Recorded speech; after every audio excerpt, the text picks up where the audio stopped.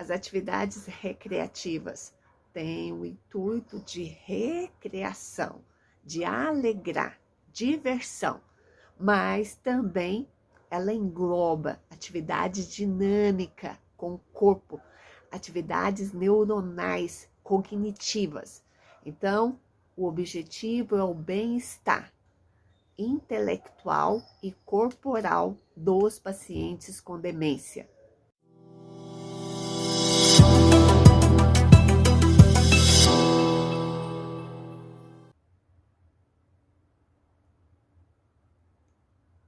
Olá, meu nome é Ney Maria, eu sou fisioterapeuta e hoje eu quero conversar com você sobre atividade recreativa. Então, você que é o cuidador familiar, você que é terapeuta, você que é cuidador profissional, você que está ali diante de um paciente que tem demência ou diante de um paciente que é idoso e que você pode sim fazer atividade recreativa. E aí, é fácil a gente falar, vamos fazer uma atividade recreativa, mas a gente precisa ter bom senso. Atividade recreativa tem que ser do gosto dele. Pode ser do seu gosto? Pode, mas tem que ser de ambos os gostos, tem que ser os dois. O terapeuta, o cuidador, o familiar, tem que saber qual é o gosto dele. Tem que ter bom humor. Não tem coisa pior do mundo quando você vai fazer atividade cognitiva ou uma atividade recreativa com alguém e que ele está mal-humorado, que ele está ali, mas ele não está presente. Recreativo quer dizer que a gente vai levar momentos de alegria, recreação. E aí a gente tem que pensar em um outro fator. Quando você vai criar uma atividade recreativa para um paciente com demência, você tem que facilitar. Facilitar é ajudar ele, não dificultar, não colocar uma atividade difícil. Também eu falei não colocar uma atividade difícil, mas não coloque coisas infantis. Porque quando você infantiliza aquela atividade e ele está numa fase inicial, ele não vai gostar nem da atividade, nem vai gostar de você. Porque você está tratando ele como uma criança. Então, cuidado com isso. Tá, você precisa de tempo. Você precisa organizar o seu tempo para que aquela atividade você não apresse ele. Porque quando nós temos um paciente com demência, ou mesmo o fato de nós estarmos envelhecendo, nós precisamos de mais tempo para fazer as nossas atividades. Então, não apresse ele. A atividade é para ele, no tempo dele. E falando de tempo, a gente precisa pensar o quê? Um paciente que tem demência, ele não pode entrar em exaustão. Então, é uma atividade onde você pode pensar. Ele já está cansado? 15 minutos está cansado? Vamos mudar. Ah, chegou a 30 minutos? Ah, muito bem, conseguimos. Então, crie essa situação onde você não vai gerar exaustão na atividade. E um outro fato que é importantíssimo: bom humor, motivação e aplaudir. Parabéns! Foi muito bem. E aí agora eu vou te sugerir algumas, mas tenho certeza que eu posso aprender com você. Então, diga-me qual é a atividade que você faz com o seu paciente, com o seu familiar e que deu certo, né? Uma atividade às vezes simples. Então, eu vou sugerir algumas coisas que eu presenciei, algumas que eu não presenciei, mas existem estudos científicos que podem, né? E que indicam que dá certo, que podem dar certo. Então, primeiramente, fazer uma caminhada. uma caminhada com ou sem cadeira de rodas. Eu já vi várias vezes, o paciente com o cuidador sai com a cadeira. No meio do caminho, ele encontra vizinho, ele encontra um cachorro, cuidado com o cachorro, né? Ele encontra o cachorro, tem conversas, o sol. A relação de socializar é muito interessante. Então, vamos supor que nessa caminhada dá para você chegar na praça. Ah, lugar de praça é muito agradável.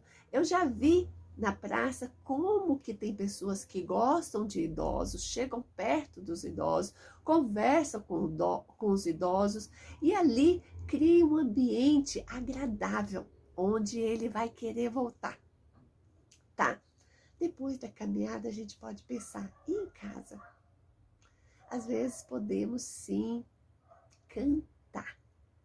Cantar músicas que ele gostava, um instrumento musical que ele já tocava,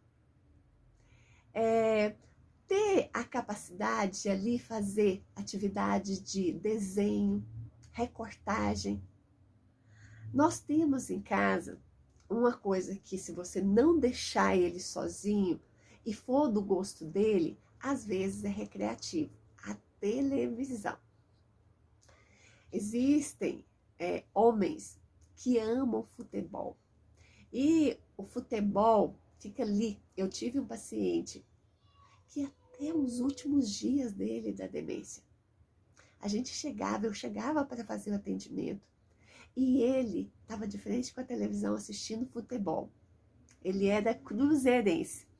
Aí eu entrava na frente e ele mandava eu sair da frente dele.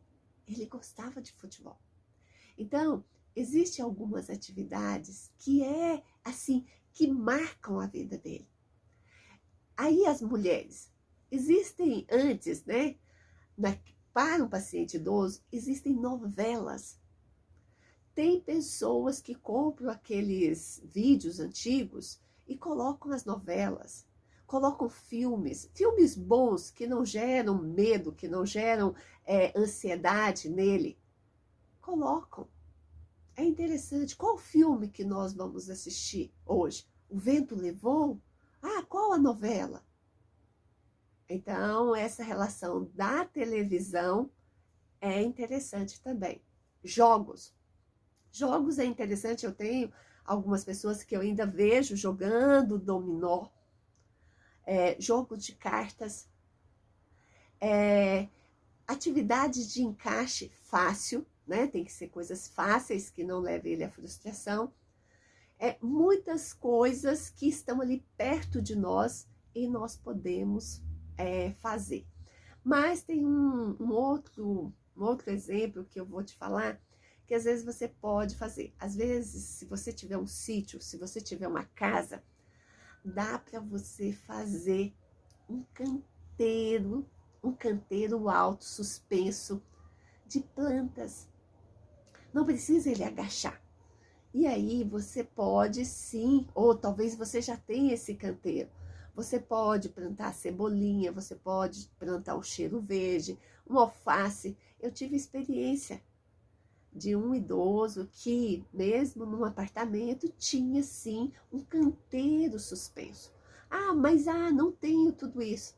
Você pode, de quando em vez, na sua casa mesmo, o que você tiver de folhagem, você pode colher aquela folhagem e tentar, um exemplo assim, se você puder ter no seu jardim, você pode colher, mas se você não tiver, talvez de vez em quando, você pode ir no supermercado e comprar flores, e aí pedir ajuda, né, da sua mãe, do seu pai, para colocar, né, colocar água, ajudar a colocar, aplaudir ele quando ele colocar, né? Ver as cores, isso é interessante porque você está estimulando, né, tanto o toque, mas também essa percepção de espaço, de cores, de vida.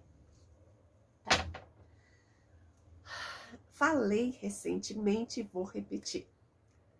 Existem algumas pessoas que gostam muito de animais.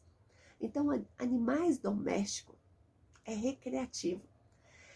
Tem uma relação de carinho, de amorosidade para o paciente, para o idoso, muito importante. Mas ele tem que gostar. Se ele não gostar, você não vai dar um animal, um gato para ele. Você não vai dar um cachorro, um cachorrinho para uma pessoa que não gosta de cachorro. A outra relação é com crianças.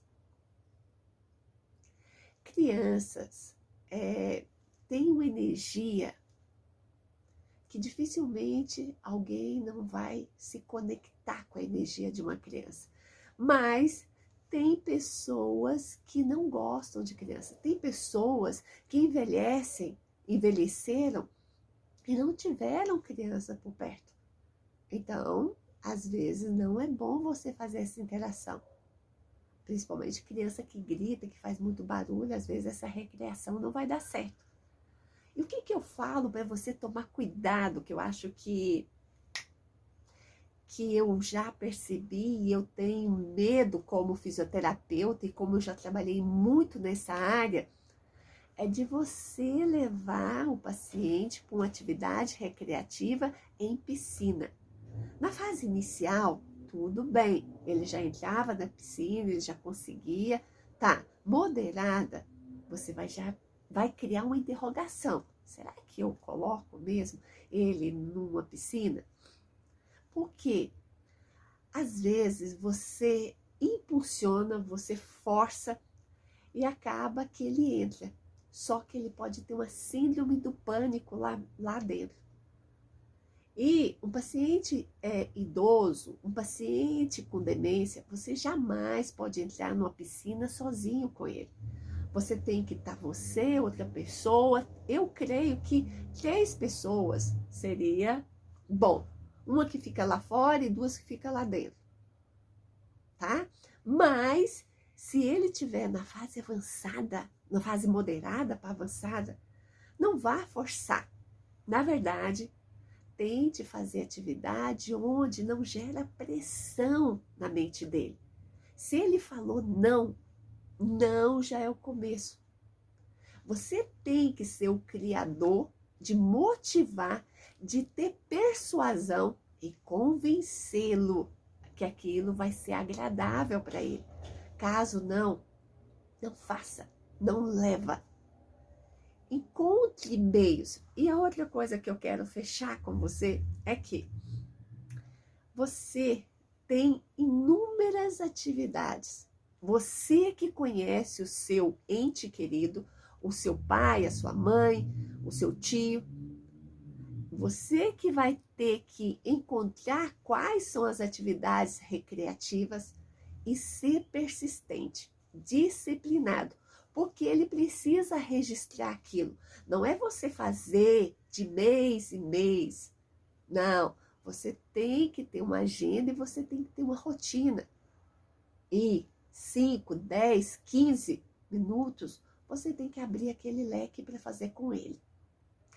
Eu espero que você me fale agora, qual é a atividade que você faz, porque eu quero aprender com você. Então, me fale para outras pessoas. Eu estou no momento onde eu estou aprendendo muito, mas eu acho que você também pode compartilhar, ensinar outras pessoas. Então, compartilhe qual atividade que dá certo, qual atividade que você tentou, qual a que não deu certo. O que você acha que não deve fazer? Muito obrigada. Eu estou com um canal no YouTube, Humanizando Vidas. Inscreva no meu canal. Compartilhe a sua vivência, compartilhe a sua dor, para que nós possamos conversar. E eu te espero no próximo vídeo.